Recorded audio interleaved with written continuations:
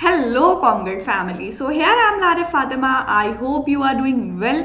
So as you know, यहाँ पर हम कर रहे हैं बीकॉम का सिलेबस कंप्लीट। बीकॉम जो आपका मुंबई यूनिवर्सिटी का है, स्पेशली हम मुंबई यूनिवर्सिटी का सिलेबस यहाँ कंप्लीट कर रहे हैं। बीकॉम के सारे सेमेस्टर की वीडियोस आपको यहाँ प्रोवाइड की जाएंगी एंड बीकॉम के सारे सेमेस्टर के जो भी टॉपिक्स हैं वो हम यहाँ कवर करेंगे। सो ऑलरेडी हम बहुत सारे सब्जेक्ट्स कवर कर चुके हैं एंड बहुत सारे सेमेस्टर्स का हम कर चुके हैं। सो आज की वीडियो है हमारी financial accounting TY BCom semester 6 से रिलेटेड।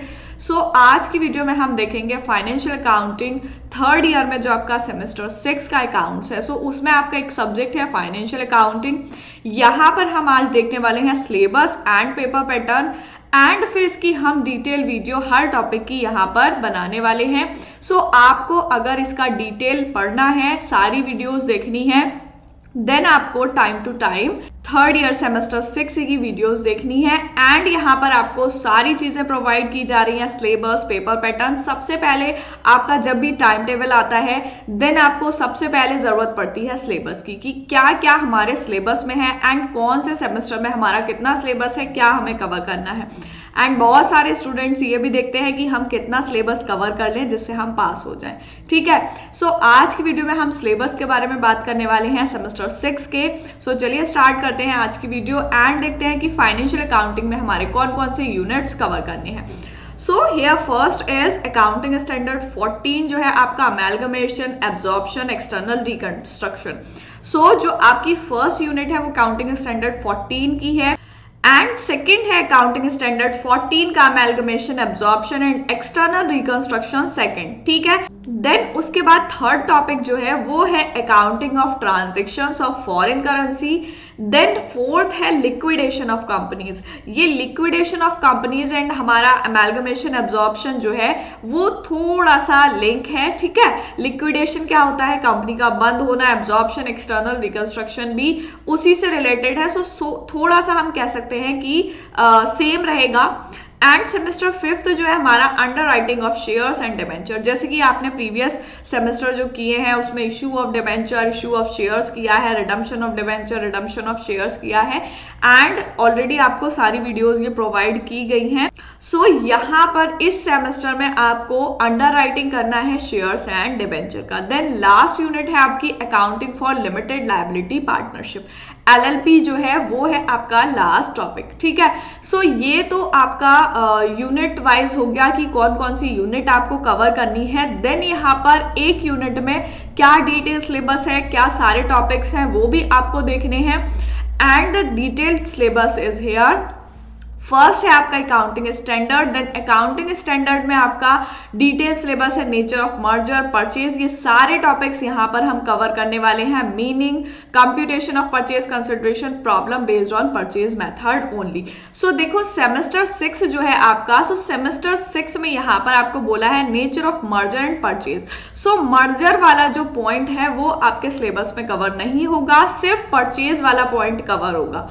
ठीक है, सो ये चीजें देखनी है एंड हमें परचेज मेथड की यहाँ पे न्यूमेरिकल क्वेश्चंस करने हैं। ठीक है, देन सेकेंड है हमारा accounting of transaction of foreign currency. So in relation to purchase and sale of goods, service of asset and loan, credit transaction, ये देखना है एंड कंप्यूट करना है, ट्रीटमेंट करना है exchange rate difference.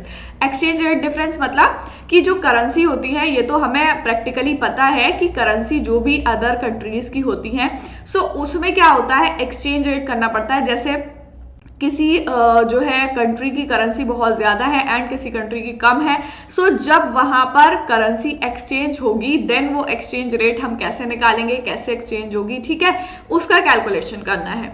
Then third है हमारा liquidation of company. Liquidation of company का सिंपल से मीन्स होता है कि कंपनी का बंद होना। ठीक है, देन यहाँ पर हम ये सारे टॉपिक्स कवर करेंगे। Introduction, under writing commission, provision for companies, ठीक, अंडर राइटर्स, सब under writers, broker, manager to issue, types of underwriting and abatement clause, marked, unmarked, ये सारे टॉपिक्स हम करने वाले हैं एंड इसमें भी आपको प्रैक्टिकल प्रॉब्लम्स देखने को मिलेंगी लिक्विडेशन ऑफ कंपनीज में। Then the fourth point is जो आपकी फोर्थ यूनिट है underwriting of shares and debenture. So share debenture आप पढ़ चुके हो पीछे, इश्यू, रिडम्पशन।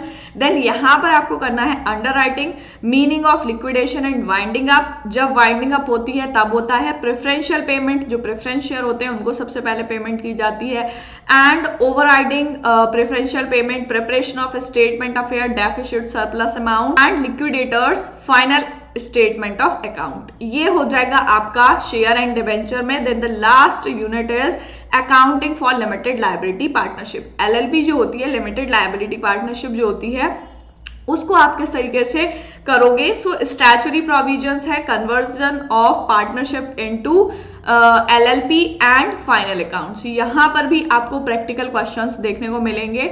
सो यहाँ जो है आपको ये आपका डिटेल सिलेबस गिवन है, इसमें से जो आपके 5 यूनिट दे रखे हैं उसमें जो जो टॉपिक्स है वो सारे हम यहाँ कवर करने वाले हैं। सो आपका सारा सिलेबस यहाँ कवर होगा एंड इसका पेपर पैटर्न जो रहेगा, जो आप प्रीवियस ईयर से करते हुए आ रहे हो, सेम रहेगा। मैंने लास्ट कुछ वीडियोस में भी बताया है, सेमेस्टर 4th में भी बताया था कि आपका पेपर पैटर्न किस तरीके से रहेगा। एमसीक्यू भी मिलेंगे, लॉन्ग क्वेश्चन आंसर भी होंगे एंड शॉर्ट क्वेश्चन आंसर्स भी होंगे, ठीक है। सो एमसीक्यूज टाइप में आपको ट्रू फॉल्स मैचिंग किसी भी तरीके के क्वेश्चन देखने को मिल सकते हैं, जो हमने लास्ट वीडियो में भी मैंने आप लोग को प्रैक्टिस भी कराई है कि मैचिंग एंड ट्रू फॉल्स किस तरीके से आते हैं। एंड सेमेस्टर 6 का भी हम वही करने वाले हैं। सो हम यहाँ पर नेक्स्ट वीडियो में स्टार्ट करेंगे।